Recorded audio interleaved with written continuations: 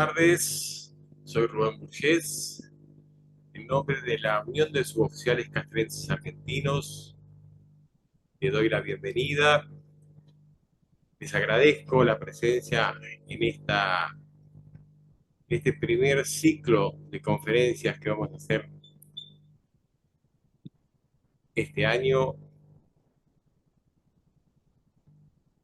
Agradezco la presencia y en el día de hoy nos acompaña el magíster Gerardo Máximo Andrián. Él es suboficial retirado del Ejército, es licenciado en Gestión Educativa y magíster en Ciencias Sociales. Tiene un doctorado en Economía con el plan, un doctorado con el plan de estudios aprobado y actualmente maestrando en la maestría de Bioética del Instituto de Bioética de la Universidad Católica Argentina. Se ha desempeñado como investigador y docente en universidades como la de La Matanza, la Universidad Católica Argentina. Ha escrito publicaciones y ha publicado diferentes artículos de forma individual y junto a otros autores, como el artículo titulado Los oficiales de las Fuerzas Armadas en el espíritu de lucha y dignidad del pueblo argentino en 2022. Actualmente se desempeña como vicepresidente segundo de la Unión de Suboficiales Castrenses Argentinos. Le explico la dinámica de cómo se va a llevar adelante este encuentro. Gerardo Andrián va a hacer la exposición y luego vamos a abrir una ronda de preguntas. Los invito a disfrutar y le doy la palabra al señor Máximo Gerardo Andrián. Gracias, Rubén. El título es Las dos vidas, en una clara alusión tanto a la vida de la madre como el niño antes de nacer.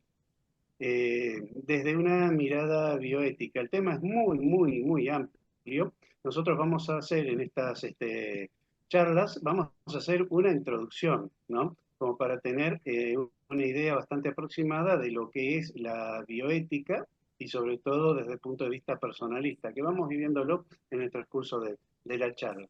La bioética es la ciencia que estudia los actos humanos en el campo de la vida y la salud a la luz de la ética.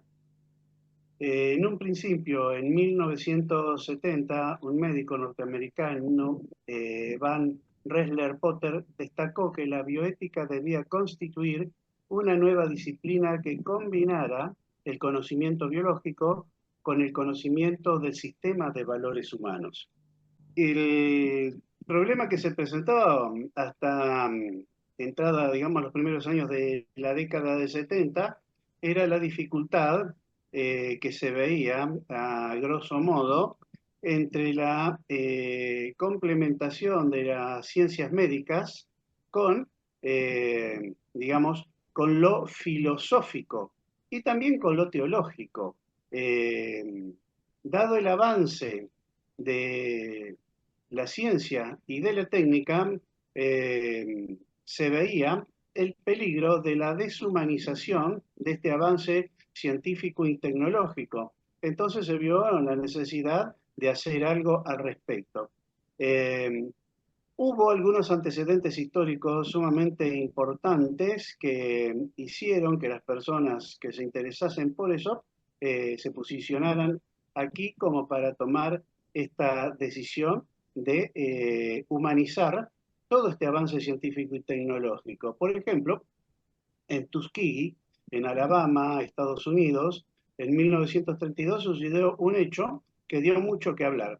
En aquellos años, la sífilis, una de las enfermedades venéreas más temidas, seguía haciendo estragos entre la población.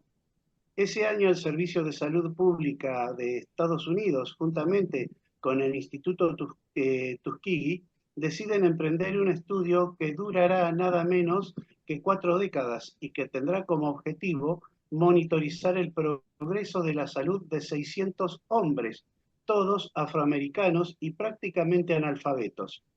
Solo 201 individuos estaban sanos, el resto estaba infectado por la bacteria Treponema pallidum, que es la causante de la sífilis, y a quienes no se les aplicó ningún tratamiento para poder observar la evolución de esta enfermedad. Es decir, que de las 600 personas afroamericanas, a, a casi 400 de ellas no se le aplicó ningún medicamento, ningún remedio, porque se quería ver cómo avanzaba la sífilis y hasta dónde llegaba.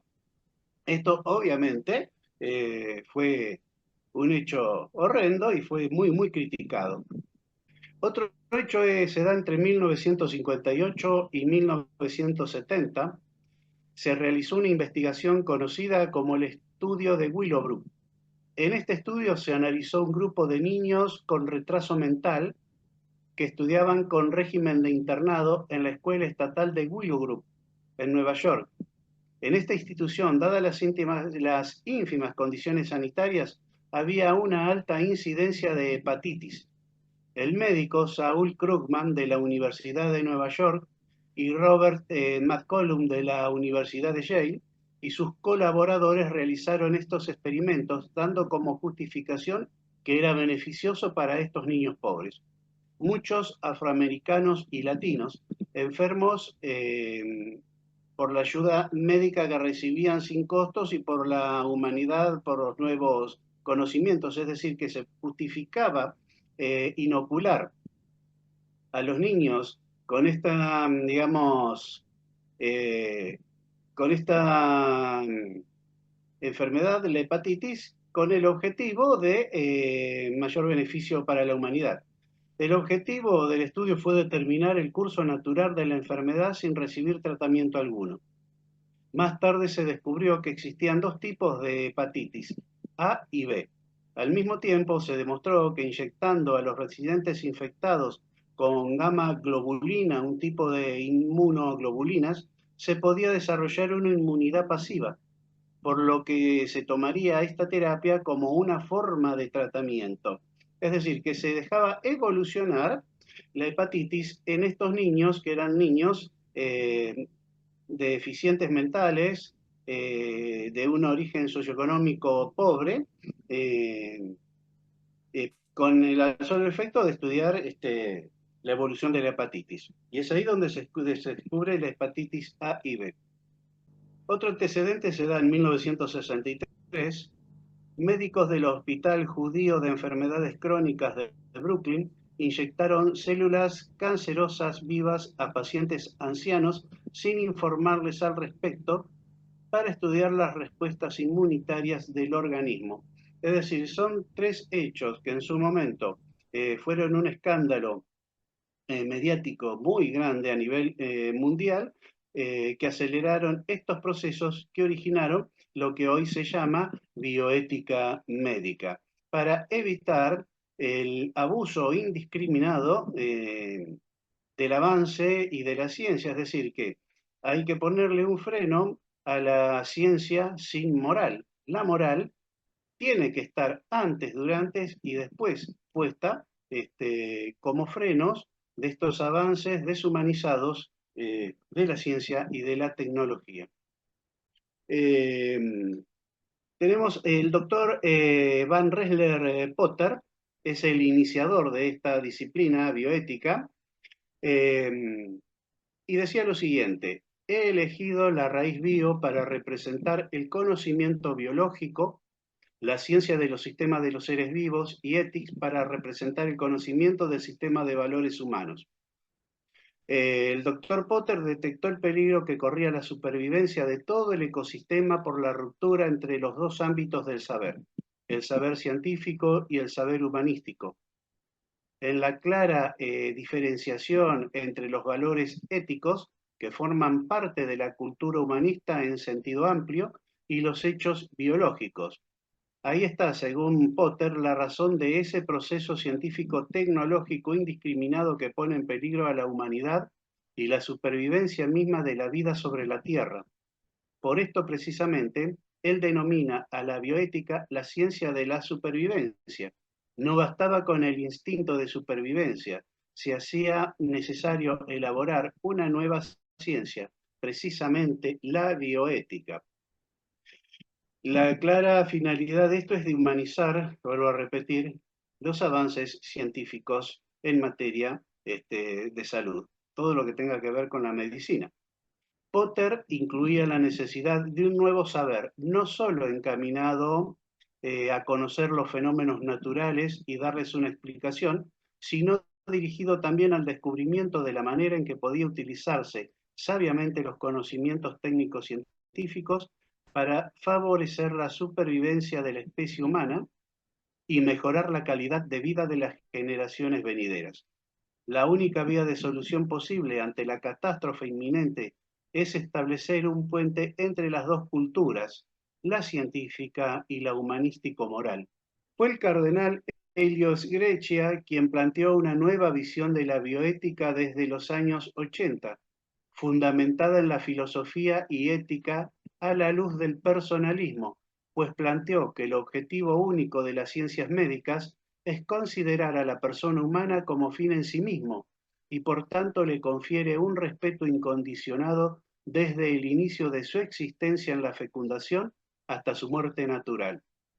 De ahí que sus planteamientos se encajen en la bioética personalista con fundamentación ontológica. Como el nombre lo dice, la razón de ser de todo es el ser humano, es la persona, ¿no? Y la persona es un todo complejo, eso es la fundamentación ontológica. Como estudioso de los problemas éticos de la medicina, por indicación de la Secretaría de Estado Vaticana, fue enviado a trabajar en diferentes organismos europeos. Representó un papel importante en la elaboración de una obra colectiva sobre los derechos humanos y la atención médica en el Consejo de Europa. En los años 80 fue un observador de la Santa Sede en el Comité de Ética del Consejo de Europa. En 1990 a 2006 fue miembro del Comité Nacional Italiano de Bioética. Es decir, que el desempeño del cardenal Elio Esgrecia fue en las casas, digamos, en instituciones altamente calificadas en ciencias médicas a nivel internacional. En 1992 fue elegido para el episcopado por el Papa Juan Pablo II. En 1993 fue consagrado obispo, en 2005 fue elegido presidente de la Academia Pontificia para la Vida y en 2010 fue creado cardenal. Tiene varias obras publicadas, todas referentes a la bioética, y la corriente iniciada por él, digamos, es la que está tomando mucha fuerza, sobre todo en todo el continente americano, y de hace algunos pocos años, unos 8 años más o menos, viene tomando mucha fuerza también en Europa, fundamentalmente en Italia, obviamente, porque él era italiano, y en España. Los fundamentos antropológicos y el respeto por la vida son muy extensos, muy largos, ¿no? Indudablemente el distinto valor o sentido atribuidos a la vida humana condiciona el modo de tratarla. Esto se verifica no solo en el campo de la biología o de la medicina, sino en cualquier terreno.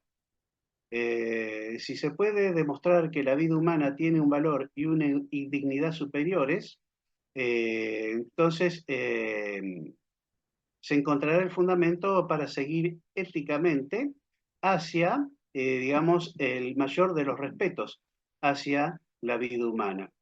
Cuando se examina la evolución histórica de las ciencias experimentales y de la moral, se constata que ambas han estado casi siempre relacionadas, es decir, la biología, la medicina y el tema de los valores. Era común que en un momento no muy lejano de la historia, si había que atender en una institución hospitalaria a una persona fracturada en algunas extremidades, se dijera, bueno, hoy tenemos una pierna o tenemos una pierna y un brazo, eh, ignorando por completo que esa pierna o ese brazo es un componente fundamental del cuerpo de una persona. Y una persona es todo, es, eh, es el cuerpo humano propiamente dicho y podríamos decir toda su interioridad.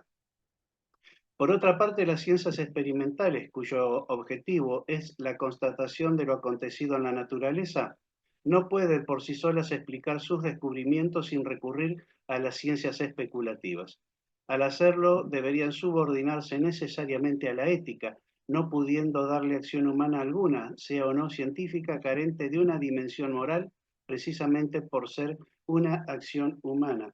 Todas las acciones humanas tienen consecuencias, eh, ya sea intencional o no intencionalmente. Todo lo que hagamos tiene consecuencias. De ahí la importancia de la bioética, todo lo que tenga que ver con la ética, con la moral y con los valores. Son enormes los desafíos y complejos los problemas éticos de la actualidad. Por ejemplo, la privatización de la ética, y esto es un despropósito porque hay instituciones a nivel internacional que pretenden, digamos, monopolizar la ética. Tomemos un ejemplo, grandes cadenas de supermercados o hipermercados muy famosos, muy conocidos, suelen arrogarse su propio código de ética, y esto en sí mismo es un despropósito porque la ética es mucho más abarcativo. La ética, desde este punto de vista, abarca toda la vida humana y no es privativa de ninguna institución en particular. Otro problema que tenemos es la invasión de la tecnología en lo cotidiano, personal y profesional. Por ejemplo, en estos momentos todos hemos escuchado hablar de la inteligencia artificial. Eh, y todo lo que esto significa. Todavía hay muchos vacíos legales y hay mucho avance desconociendo estos criterios, o sea, criterios morales, donde se puede, de hecho se utiliza esta inteligencia artificial haciendo uso a veces indiscriminado de datos que son personales. Se usan datos, se usan imágenes, eh, sin autorización para, para vender un producto o para lo que fuese, ¿no? Lo que subyace detrás de esto es una rentabilidad en donde el objetivo es eso, justamente, la rentabilidad y no otra cosa. Por ejemplo, hay un analista español que menciona que las guerras del siglo XXI, a diferencia de las anteriores, van a ser guerras no humanas. Las guerras siempre fueron inhumanas, pero las guerras del siglo XXI directamente no son humanas. Algo que muy poca gente sabe es que ya hace varios años que existen y se han probado robots o cyborgs que reemplazarían, por ejemplo, a los soldados de carne y hueso. Esto trae aparejado cierta insensibilidad individual y social, como consecuencia de no tener en cuenta todo lo que tenga que ver con cierta escala de valores. La racionalización de los fenómenos sociales, esto es, buscar excusa o defender cosas que por ahí son indefendibles. En los procesos de racionalización de fenómenos sociales se trata de justificar lo injustificable para crear una pseudo moral que dé rienda suelta a nuevos pseudo derechos que conllevan a profundizar problemas sociales que siempre terminan en violencias de todo tipo. Y el abordaje economicista del mundo, que en la visión de un filósofo llamado Lipovetsky, hizo surgir una sociedad culturalmente vacía, ¿no? En donde se impone solamente un criterio economicista, dejando de lado otras cuestiones.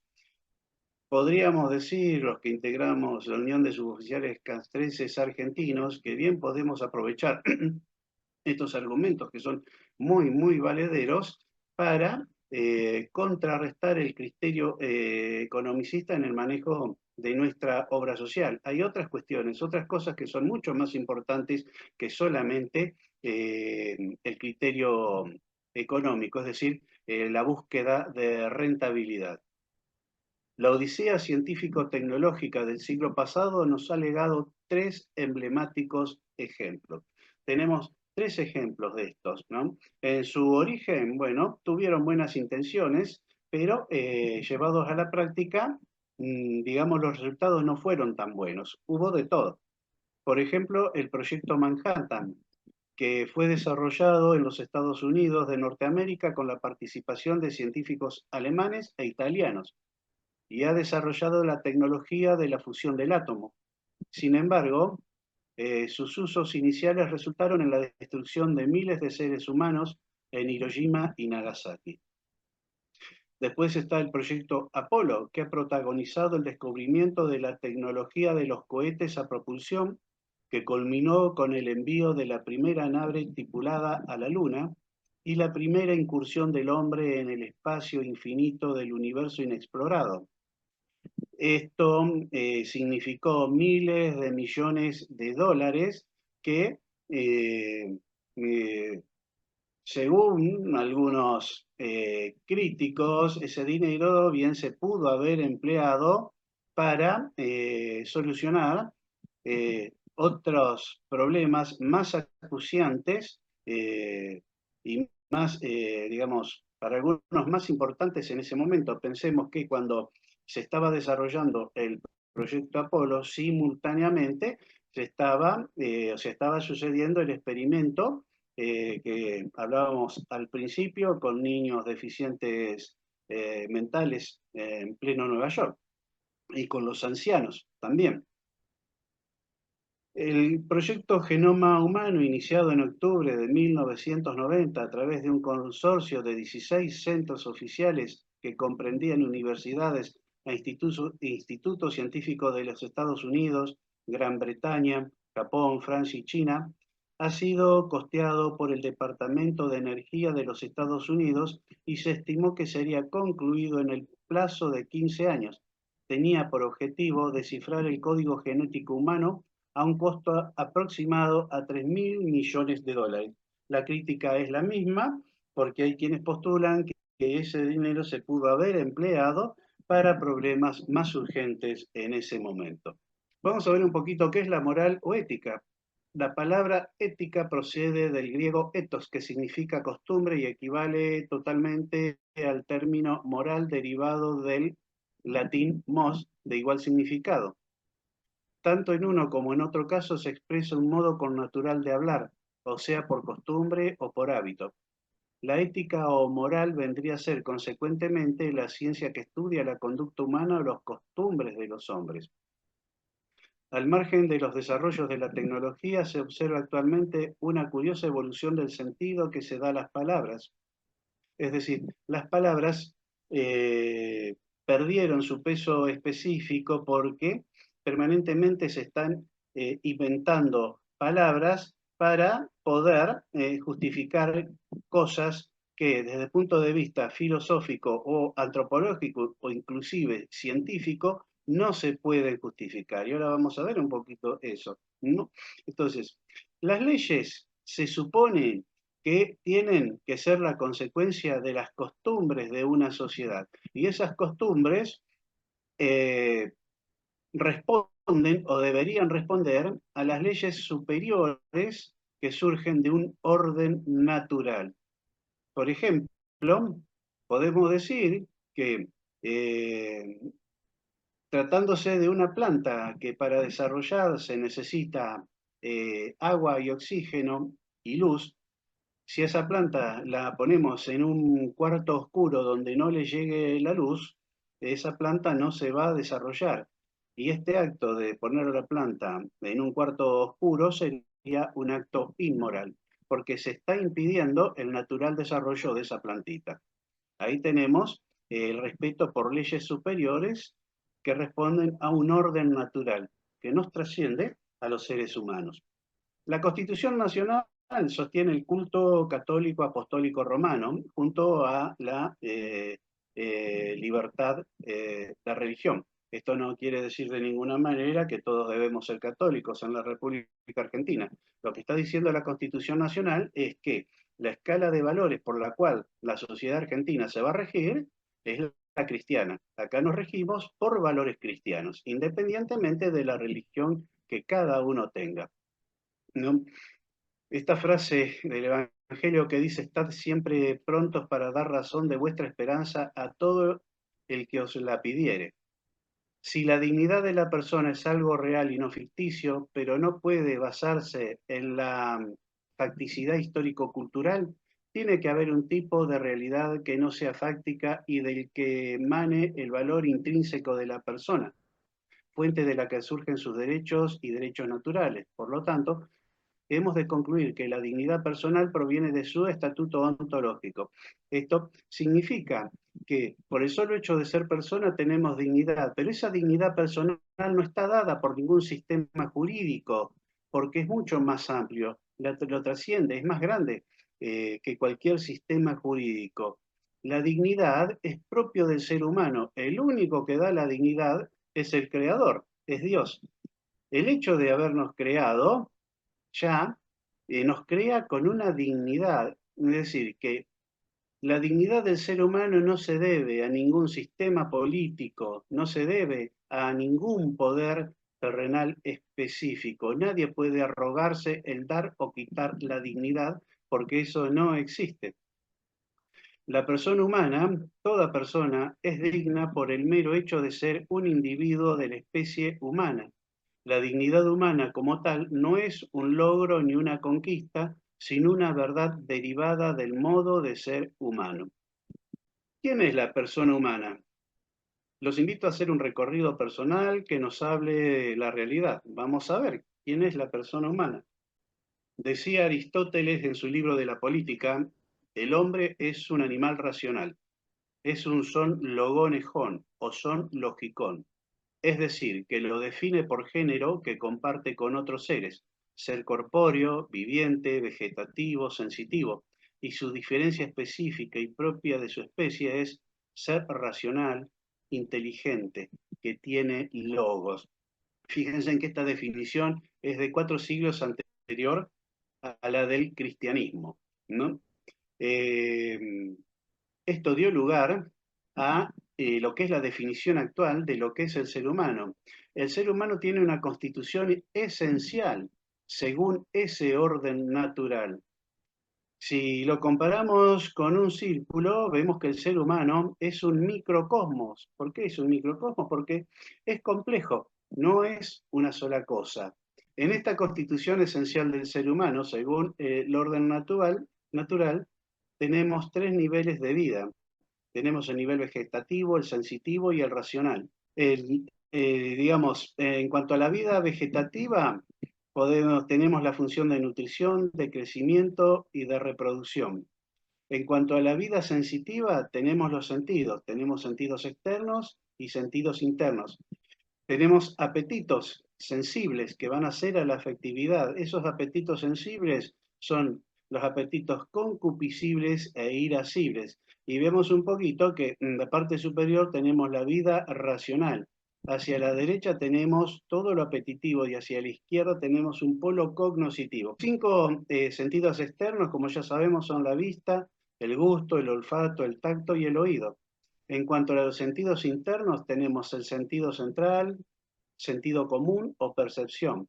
También tenemos la imaginación, la memoria, y tenemos lo cogitativo o razón particular, es decir, cómo aprecio las cosas, cómo las percibo, ¿no? Y cómo voy a actuar en consecuencia.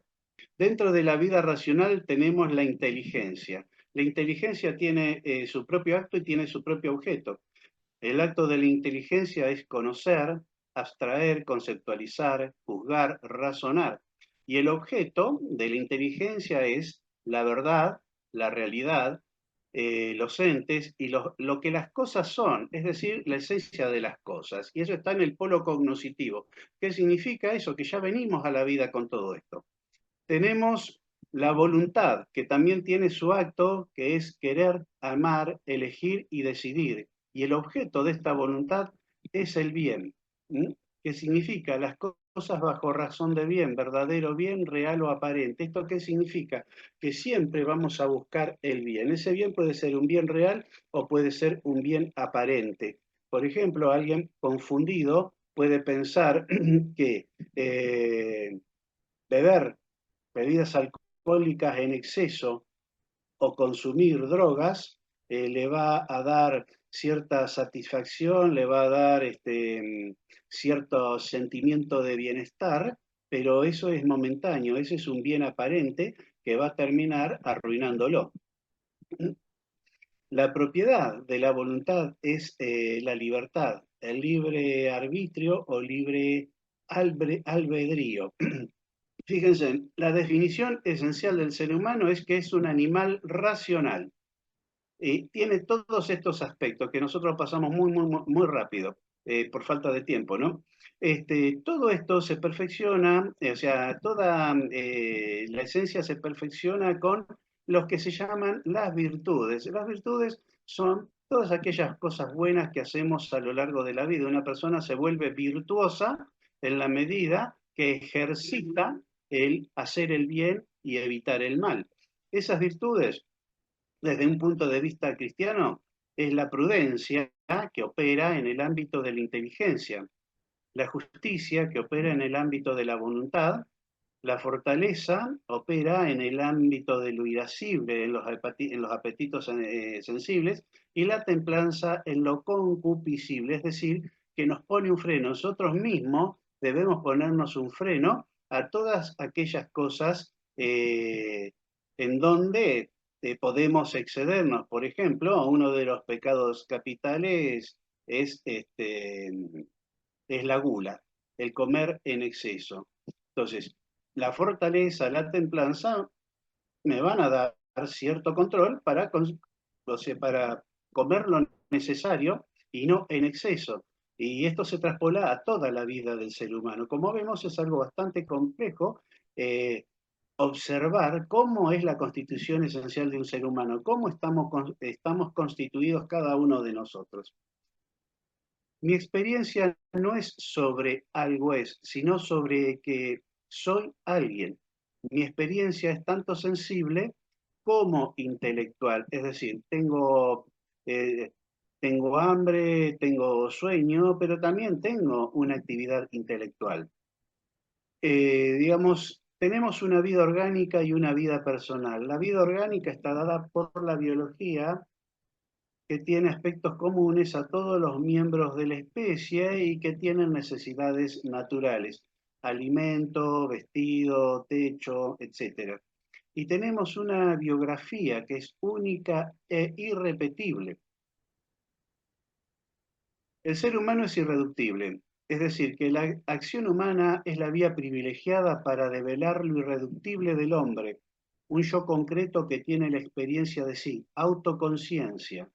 La capacidad de actuar revela al ser humano como un sí mismo, un yo. Es decir, que no me pueden reducir a una cosa, no puedo ser cosificado, quitarle la capacidad, o sea, digamos, la humanidad a un ser humano es algo que nadie tiene derecho. Hay una película muy vieja de Carlitos Chaplin, ¿no? Este, donde Carlitos Chaplin trabaja en una fábrica, trabaja tantas horas que llega un momento que él no distingue si es un ser humano o si es un elemento más digamos, de todo el engranaje de producción de la fábrica. Y se convirtió en un alienado, es una persona alienada. Ahí hay una cosificación. Ahí el ser humano ha sido reducido a algo, o sea, a mucho menos de lo que vale. O sea, estamos ante una denigración de la vida humana. En cuanto a la autodeterminación de la persona, la acción es constituida por el sí mismo, que es la conciencia. y el yo quiero, la voluntad de querer o no querer. Detrás de cada acción hay un sujeto humano. Decido sobre mí mismo, con mis actos me hago bueno o malo. En el acto me manifiesto como ser personal. Hablar de un yo es hablar de persona. ¿Cuáles son nuestras características más propias? Las características que tenemos los seres humanos son la interioridad, la incomunicabilidad, la absolutez, la trascendencia, la dignidad. Vamos a ver rápidamente cada una de estas. La persona es apertura hacia afuera, puede percibir en sí un mundo. Somos capaces de ver todo lo que nos rodea e interpretarlo hacia adentro mediante la interioridad. Se percibe a sí mismo como con una percepción que es distinta a la de los demás. Es decir, que yo me percibo dentro de algo que es más grande. Capta su ser corporal, anímico y espiritual. No solo soy y vivo, sino que sé de mi ser y de mi vida. No soy una cosa que está, como se solía decir antes, un pedazo de carne. Soy mucho más que eso. Eh, lo más suyo de la persona no son sus posesiones extrínsecas, sino su propio ser autoposeído que nadie más puede tener y que lo distingue de todo otro ente de manera radical. Somos insustituibles, intransferibles. Mis pensamientos y mis decisiones son mías y no las puedo transferir a nadie. Podría haber dos seres humanos con el mismo código genético, pero no podría haber dos personas iguales. Pensemos en el caso de los gemelos. En cuanto a la incomunicabilidad, la persona, pues, lamentablemente esto no se ve bien, pero vamos a tratar de explicarlo muy rápidamente, ¿no? Yo no puedo transferir mi ser a otro. En el caso de que tenga hijos, no, mis hijos no van a ser iguales que yo. Toda su conformación interior va a ser distinta a la mía. Por más que yo pretenda que sean iguales a mí, eso es imposible, ¿no? Eh, lo que hace a la incomunicabilidad y a la intelectualidad del hombre eh, tiene que ver muchísimo con el modo de interacción con la realidad que, en la que está inserto y afirmarse como tal, como persona, es decir, que tiene entendimiento del contexto y tiene voluntad para transformar ese contexto. Hay una apertura del ser humano, digamos, al ser, a lo bello, al bien y a la verdad, que lo va a encontrar en el mundo material, en las demás personas y en Dios mismo. Esto le permite tener una interioridad y una fuerza personal y se reafirma mediante la autoconciencia y la intimidad. Cuando estamos frente a los que nos rodea y en un proceso intelectual que no se puede transferir a nadie, vamos desarrollando nuestra interioridad y esa interioridad es la que nos posibilita transformar el mundo que nos rodea. Somos absolutos, ningún agregado de persona vale más que una sola persona. Por ejemplo, ni los títulos, ni los honores, ni las jerarquías, ni nada le agregan ni le quitan valor al ser humano. El ser humano vale por sí solo, por sí mismo, no necesita nada para ser reconocido absolutamente en su dignidad.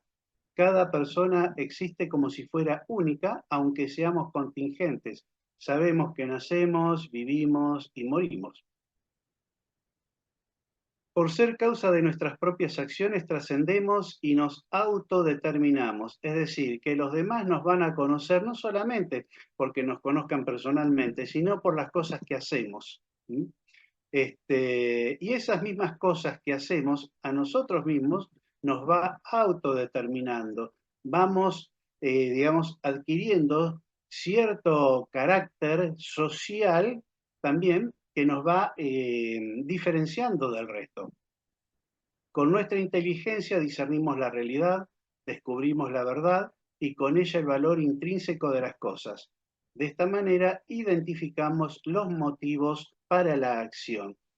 Es decir, que buscamos los motivos y a su vez generamos motivo para la acción de los demás. Pensemos, por ejemplo, en cosas positivas como el afecto, el cariño, el amor. Si nosotros damos afecto a los demás, es muy factible que los demás nos retribuyan de la misma manera. Estamos en el tiempo, pero tenemos anhelos infinitos. En el hombre el crecimiento se refiere no solo al desarrollo de las facultades orgánicas, sino también de las espirituales, esto es, del conocimiento y la voluntad. Estas facultades espirituales poseen una capacidad de desarrollo ilimitada, puesto que siempre podemos querer más y mejor. Volvemos al tema de la dignidad.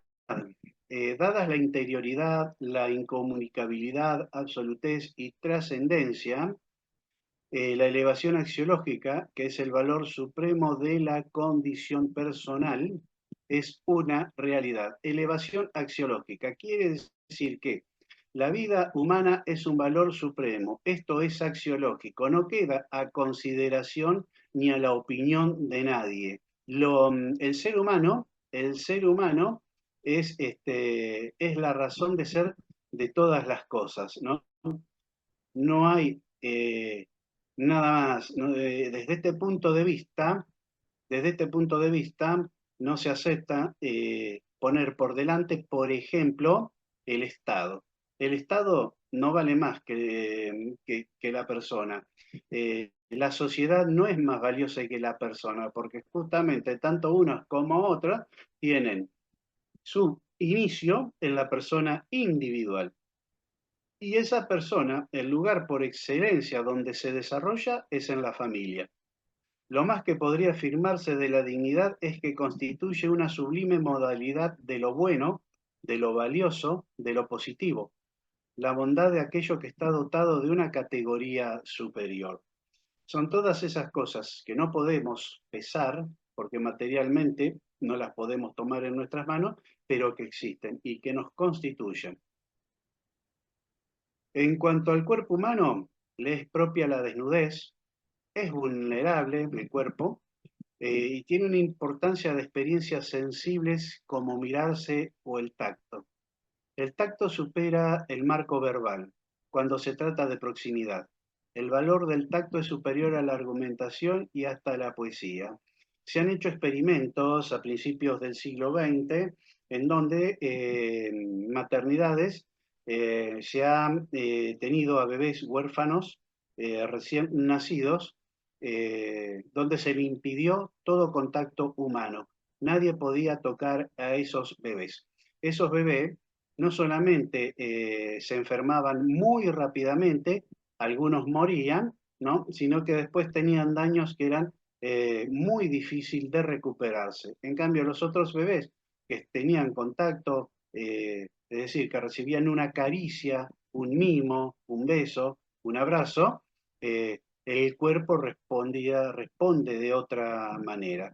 El tacto, bien entendido, es fundamental. Por eso cuando conocemos a una persona, lo primero que hacemos es extenderle la mano. Es el primer contacto de afecto con alguien que conocemos por primera vez. Hoy por hoy puede ser un beso.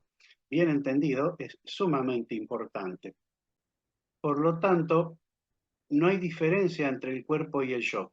Soy una unidad, no una unión de cuerpo y espíritu. Esto es fundamental. Esto es fundamental porque han pasado cosas muy desagradables en la historia de la humanidad y siguen pasando porque algunos piensan que el cuerpo es una cosa y el espíritu es otra cosa distinta. No, somos una sola cosa.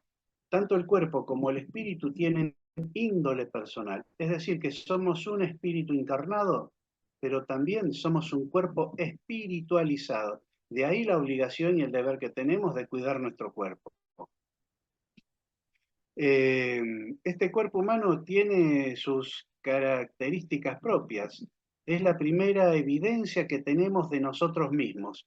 Un bebé cuando empieza a crecer, cuando pasa el año, empieza a asombrarse con su propio cuerpo. Se descubre las manos, se descubre los pies, se descubre el ombligo, se toca, se mira. ¿Mm? El cuerpo es íntimo a mí mismo, forma parte de mi propio ser, soy dueño de él, pero no totalmente, porque no me lo doy a mí mismo, es decir, que mi cuerpo no me lo di yo. No soy capaz de modificarlo sustancialmente al cuerpo. ¿Sí? El dominio del hombre de su propio cuerpo manifiesta por una parte la libertad propia de la persona, mientras que sus características es finita y expresa el carácter de humano. Es decir, que a esto nos lleva a la reflexión que nosotros a nosotros mismos no nos hicimos. El ser humano entonces es corporal y espiritual, es persona, tiene dignidad. Y acá sí vamos adentrándonos para la próxima propiamente en lo que es la bioética. La vida comienza desde la concepción. Cada ser humano comienza su existencia como una célula con 46 cromosomas, que es el cigoto, que es la célula que resulta de la fusión entre dos gametos, uno femenino y otro masculino. El genoma humano es la secuencia del ADN contenida en 23 pares de cromosomas en el núcleo de cada célula humana. De los 23 pares, 22 son cromosomas autosómicos y un par determinante del sexo, dos cromosomas X en mujeres y un X y un Y en varones. Esto, refiriéndose a esto, el expresidente de Uruguay, Tabaré Vázquez, decía que el ADN se ha transformado en la prueba reina para determinar la identidad de la persona, independientemente de su edad, incluso en hipótesis de devastación, o sea, cuando prácticamente ya no queda nada del ser humano, aún luego de mucho tiempo. ¿Por qué es importante esta expresión de Tabaré Vázquez? Para demostrar desde el punto de vista científico que el origen de la vida empieza en la concepción, no empieza ni a las 8 semanas, ni a las 14 semanas, ni nada. Se habla de ser humano y por tal tiene dignidad desde el momento de la concepción. Es decir, cuando se produce el cigoto es ya un organismo de la especie humana, o sea, un ser humano.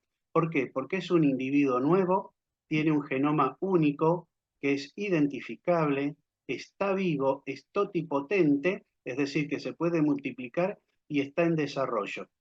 Si es una persona o no, es una cuestión metafísica, no biológica. ¿Sí? Esta persona, en el sentido pues, de los que están en otra postura antropológico, filosófica, distinto a esta postura personalista que tiene como fin último el ser humano. En las otras posturas, el ser humano no es la finalidad absolutamente de nada, sino que es otro medio y pasa a ser cosificado y desde ahí se justifica el derecho al aborto. Cosa que acá vemos que el aborto, bajo ningún punto de vista, puede ser justificado. Los seres humanos somos iguales en dignidad, todos somos espirituales. A partir de esta verdad fundamental, la tradición cristiana llega a algunas consecuencias, como la que la persona humana es la cima y centro de todos los bienes creados. Somos seres sociales y racionales y tenemos libertad. Hasta acá llegamos, esto fue una introducción de lo que va a venir después, que es nos vamos a adentrar un poco más en lo que es bioética. ¿Alguien tiene alguna pregunta? ¿Quiere hacer algún comentario, un aporte de valor para contribuir a esta... Hola Rubén, toda la gente, todo el grupo, gracias Gerardo por la charla. Algo que surgió de lo que comentaste vos y es la importancia que hoy escuchaba un médico en la radio del afecto, los afectos que tenemos, así como vos hablabas de la extensión de la mano, que es el primer contacto que uno tiene con un ser humano, la importancia de decir te quiero, de una caricia tanto a los hijos, a sus seres amados. El hecho de muchas veces nos ha enseñado, por lo menos uno que está criado fuera de la ciudad, que el hombre no llora, que teníamos que ser medio como de hielo, y era un concepto equivocado, que lo traíamos evidentemente por los mensajes dados de nuestros antepasados. Y la importancia que hoy tiene una caricia a un enfermo, o no, simplemente el hecho de decir te quiero hermano, te quiero hijo, te quiero papá o mamá o lo que fuere, ¿no? El hecho de expresar el amor no solamente con un apretón o un abrazo, sino con un beso y decirlo. Pero se sobreentiende que yo lo quiero, si es mi hermano, decíselo. Es importante que hablemos, más allá de la comunicación que tenemos habitualmente en lo gestual, ¿no? De un abrazo, un apretón de mano. Así que eso quería destacar, pues lo escuchaba hoy en un médico, la importancia de el pertenecer a un grupo de estas charlas, que a veces uno se las pierde, y lo importante que es el compartir. Eso Sí, quería sí. acotar nada más. Gracias, Gerardo y No, y Rubén gracias y a toda vos. la gente.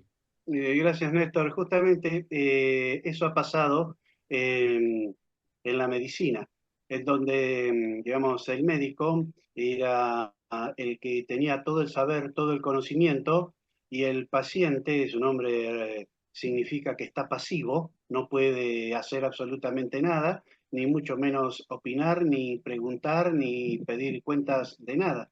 Digamos, el que tenía el conocimiento absoluto era el médico. Hoy por hoy no es más así. Hoy por hoy se está, digamos, dando una mirada más amplia, y en esa amplitud entran todas estas cosas que, digamos, no han sido tenido muy en cuenta por algunas escuelas de medicina. Cuando digo escuelas de medicina, yo no soy médico, ¿no? Pero me refiero a las distintas formas de ver la medicina. No es lo mismo tener un médico que cree en algo superior a tener un médico que no cree en nada superior. Las consecuencias están a la vista. De acuerdo a las creencias y a las escalas de valores que cada uno de nosotros tengamos, va a ser cómo actuamos en la vida. Desde el punto de vista biológico, sabemos que el cuerpo humano tiene el 70% de agua y el 30% materia, ¿no? Que no es agua. Entonces, nosotros cuando frente a otra persona podemos ver a un 70% de agua y un 30% de materia, y ver solamente eso. O podemos ver una persona con todo lo que significa, lo complejo que es la persona. Yo lo pasé muy rápido, por falta de tiempo, pero por lo menos nombrarlo, ¿no? Para tener la idea de que la constitución de un ser humano no es algo fácil de entender, es complicado desde el punto de vista filosófico. La propuesta de la medicina es que desde la antropología, desde la filosofía, humanizar todos los avances científicos que son muy veloces, eh, apabullan a la humanidad, y si no se les pone un freno moral, vamos a terminar en una deshumanización tal que se puede producir lo que veíamos en las películas, esta famosa película de la década del 80, la saga de Terminator. No sé si vieron las películas esas, donde las máquinas toman el control de la humanidad y deciden hacer desaparecer a la humanidad por completo, porque los humanos son una molestia para las máquinas. Eso que hace 40 años era ciencia ficción, en estos momentos ya no es así. Puede parecer una exageración lo que estoy diciendo, pero ya no es así. Nosotros que venimos, la mayoría venimos de lo militar, del terreno militar, eh, vivimos otra época que no tiene nada que ver con la actual. Porque verdaderamente las guerras del futuro, y cuando digo las guerras del futuro son las guerras que se están dando ya en estos momentos, no solamente son inhumanas, son peores, porque directamente no son humanas, no van a ser humanas. Este desarrollo hace que el elemento humano sea minimizado y en el campo de batalla actúe solamente lo tecnológico. Viéndolo desde este punto de vista, bueno, esto puede servir como para que toda la humanidad, digamos, nos pongamos a pensar y pongamos frenos éticos a la ciencia. No puede ser que haya una ciencia sin valores, sin escala moral, porque se deshumaniza total y absolutamente. Bueno, gracias, buenas tardes. No sé si me están escuchando bien. Sí, Alberto, sí, sí, te escucho. ¿Qué tal? Buenas tardes, Gerardo. Buenas tardes a toda la gente. Bueno, te escuché atentamente, Gerardo, y realmente ahora me he creado un problema mucho más grande a mi pensamiento a lo que tenía. No tenía noción de lo que era esta charla. Pero, por ejemplo, veo que está muy traccionado entre lo que es religioso y lo que es científico esta charla. Yo traigo a colación, por ejemplo, al Papa, que a través, supongo que la inteligencia de él debe ser superior a la mía. No, no supongo, es superior a la mía. Y veo que la ética de él la ha dejado de lado y no podemos seguir un ejemplo. Por ejemplo, lo que tengo, en vez de hablar de religión, se mete en política, caso que ahora lo tenemos presente. Y eso es lo que me crea la confusión. ¿Qué es lo que tengo que abrazar? ¿Qué es lo que tengo que tener?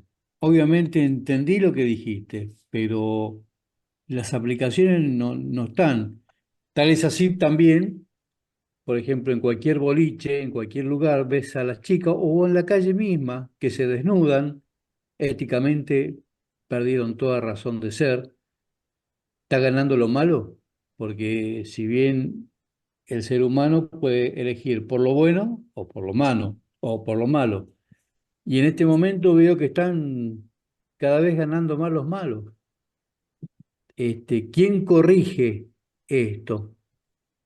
¿A través de esta charla o hay algo más superior a lo que podemos pretender?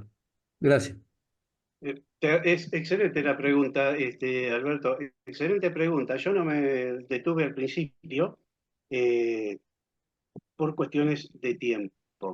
En cuanto a lo religioso, y ahí está, digamos, lo novedoso de la bioética, ¿no? Que se está dando no solamente en universidades prestigiosas, donde se forman las distintas ramas de la medicina, sino en centros de estudios importantes, católicos y no católicos. En cuanto a la concepción religiosa, se parte de la base antropológica, ¿sí? No religiosa. Olvidémonos de la religión católica o de la religión que sea. Antropológicamente, todos somos religiosos, no hay una sola persona que no lo sea. Esa religión significa que estamos religados a algo que a nosotros nos indica un camino que debemos seguir. Cada uno a su entender, ¿no? De acuerdo a su experiencia, a su historia de vida, todos creemos en algo. Algunos creemos en el Dios de los cristianos, otros creerán en otra cosa, pero hoy por hoy, la ciencia y la tecnología vienen a ocupar, cuando se deja la moral y la ética de lado, ese lugar de Dios. Así como hay personas que deifican el dinero, el poder, la gloria, también edifican, es decir, ponen en lugar de Dios, ponen la ciencia y la tecnología. Y se vuelve a caer en el error de creerse dioses, ¿no? De creer, bueno, yo soy Dios porque yo puedo hacer esto, puedo hacer lo otro. Eso es la ciencia sin ética y sin moral. Desde el punto religioso, obviamente, esta escuela nace en la Iglesia Católica, pero te cuento que los que adhieren a la bioética personalista no son todos católicos. Tenés judíos, increíblemente hay maometanos, hay agnósticos. El agnóstico no es que sea ateo, el ateo en rigor de verdad no existe. Siempre hay algo como un hilo de Ariadna, es decir, que no nos hace caer en el vacío. que nos orienta en la vida. Para los que creemos en el Dios de los cristianos, bueno, los que somos católicos, nuestro hilo de Ariadna, es decir, lo que nos hace mantener el rumbo y no perderlo es nuestra creencia católica y todo lo que eso significa. Sin entrar en ecumenismo, el hecho de la religiosidad, desde el punto de vista de la bioética, es tratar de reconducirlo a través de la filosofía y de la antropología, ¿no?, a una senda lo más realista posible. ¿Y qué significa esto? Bueno, ponernos de acuerdo, en principio, que nos tenemos que manejar en esto desde el punto de vista científico. Y como en ciencia hay mucho por hacer y de hecho se está haciendo, la ciencia es como un caballo salvaje que hay que domarlo. ¿Y cuáles son los instrumentos para domar a ese caballo salvaje para que no se desboque? Y justamente es, en principio, la filosofía fundamental, la filosofía en todos sus aspectos, la historia de la filosofía, las distintas ramas de la antropología, ¿no? Y tratando de darle un sustento racional, creíble, que sea muy difícil de rebatir. Y te pongo el caso concreto del inicio de la vida. Algunos dicen, bueno, con respecto al aborto, sí, la mujer tiene derecho a abortar porque es su cuerpo, ¿no? Pero de punto de vista biológico, dejando esto vale tanto para un católico, para un gnóstico, judío o maometano, de punto de vista biológico, la biología nos indica que la vida comienza desde la concepción.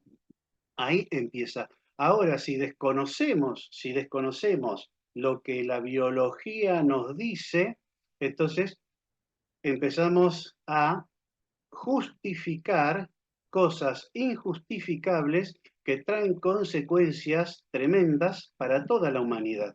¿Ves? O sea, ahí no está puesto lo religioso, sino que este punto de vista religioso está en la búsqueda de la verdad, lo que las cosas son, no lo que a mí me parece que debe ser o lo que a mí me convendría o me gustaría que debe ser, sino lo que realmente es. En este sentido, bueno, este mundo complejo, yo creo que estamos, ¿no? Porque si no, no estaríamos hablando de estos temas. Eh, lo bueno, sí o sí se va a imponer. Hay una crisis generalizada, pero filosóficamente hablando, tengamos en cuenta que lo malo por sí mismo no tiene entidad. Lo malo no existe solo, en cambio el bien sí. El bien tiene una existencia propia. En cambio lo malo es la falta del bien.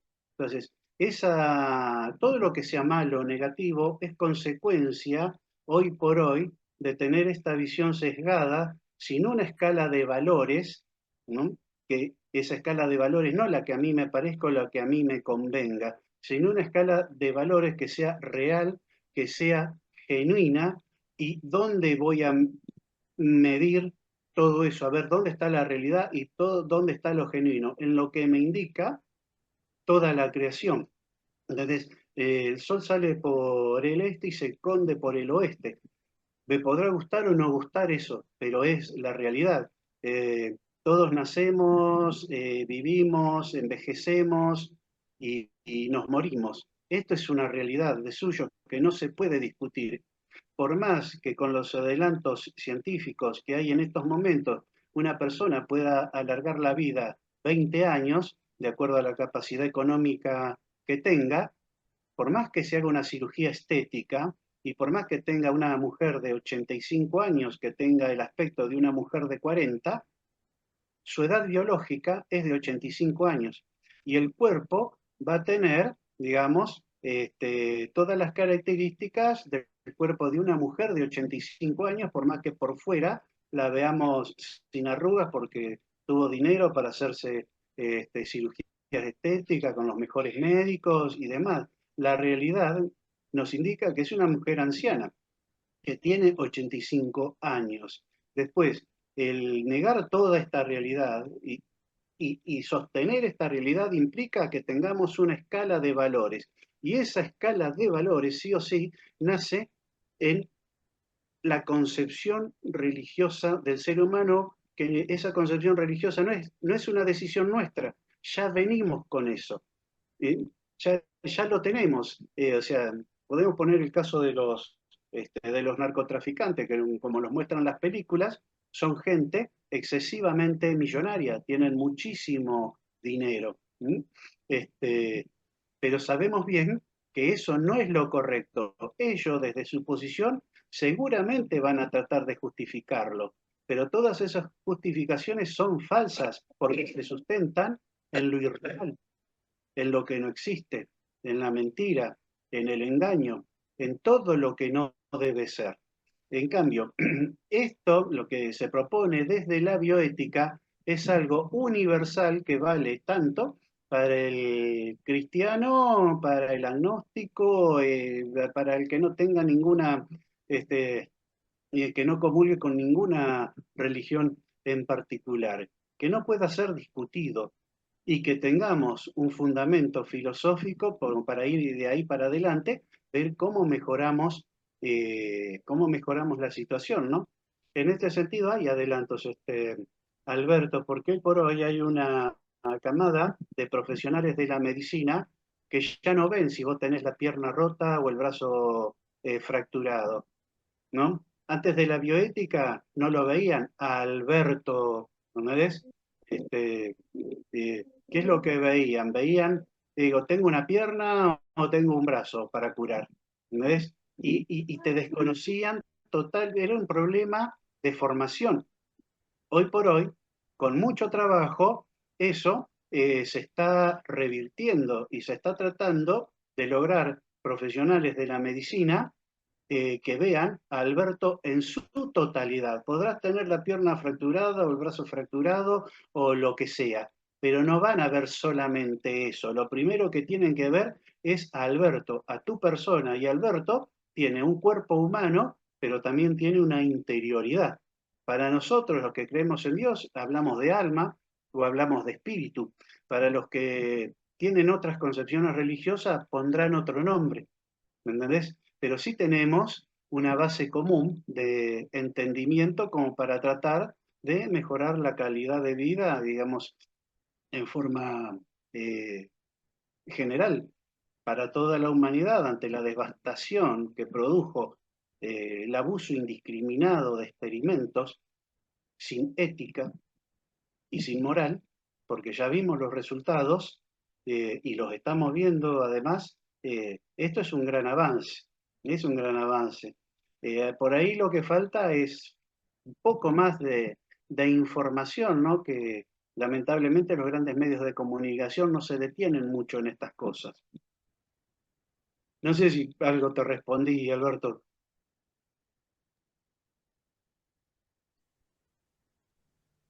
Bueno, Sí, sí, realmente te seguí escuchando, perfecto, te entiendo bien, pero sigo todavía en la nebulosa de, de, de- de no poder llevar bien o entender bien el caso. Hay algunos científicos eh, que avalan el aborto porque, como decís vos, en cuanto se unen espermatozoide con el óvulo, ahí comienza la creación de la vida. Por lo menos es lo que yo tengo entendido, y para mí es lo que vale. Es Pero que hay es así. otros que avalan directamente que es cuando tienen formado algunos de los órganos recién, cuando ocurre la transformación, que empieza a dividir las células y comienzan a formarse otros órganos, ahí recién ellos avalan. Por eso avalan el aborto, porque dice que todavía no está el género humano formado.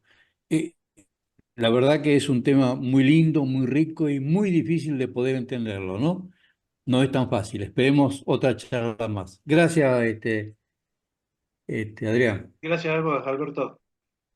Como ser un integrante de búsqueda de la comisión directiva, bueno, muy interesante lo que expuso Gerardo en el orden, varias cosas nos fue interiorizando, cosas que desconocemos, cada día se aprende un poquito más. En nombre de USCA, de la comisión directiva, quiero agradecer a toda la gente que participó y esperamos que en la próxima sean más, se vayan uniendo, vayan invitando a gente, a conocidos, así vamos enriqueciendo nuestra vida con todas las cosas lindas que puede brindar USCA. Desde ya, nada más, Rubén, nos veremos mañana si Dios quiere y gracias por todo. Bueno, gracias a todos, gracias por la participación. Los esperamos dentro de 2 jueves, ¿eh?